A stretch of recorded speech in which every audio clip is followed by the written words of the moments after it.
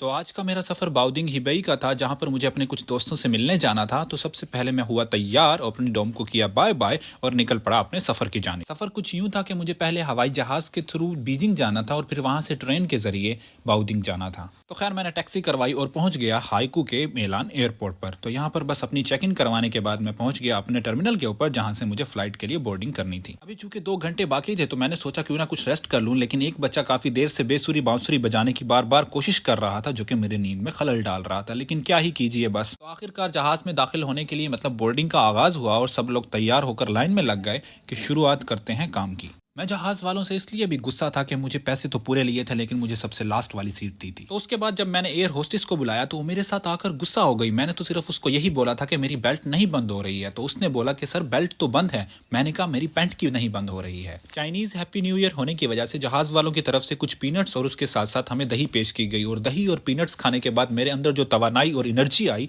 तो मैं सो गया। और जब मेरी आंख खुली तो हम अपनी मंजिल पर पहुंच चुके थे और यहाँ पर हर कोई लाइन में लगा हुआ था और मैं सबसे आखिरी मुसाफिर था जिसको सबसे आखिर में उतरना था। तो आखिर इंतजार के बाद मैं आखिरकार नीचे बीजिंग पहुंच ही चुका था। और बीजिंग में सर्दी इतनी ज्यादा थी कि मेरे जिस्म के परखच्चे उड़ रहे थे। सर्दी से ज्यादा भी मुझे किसी और चीज की जरूरत थी, वो थी वॉशरूम की।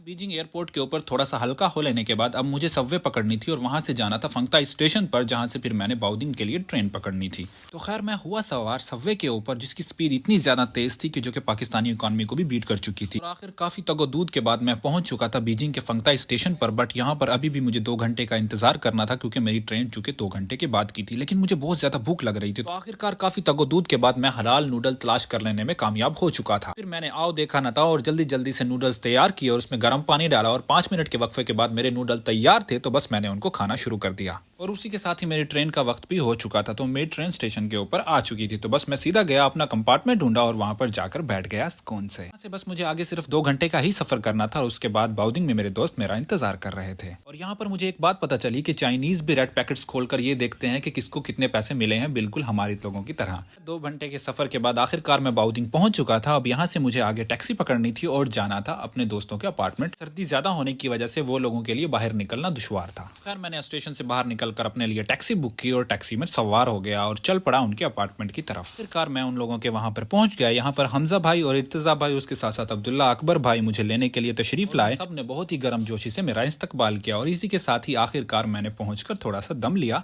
और थोड़ा सुकून किया। तो मिलते हैं अगले व्लॉग में।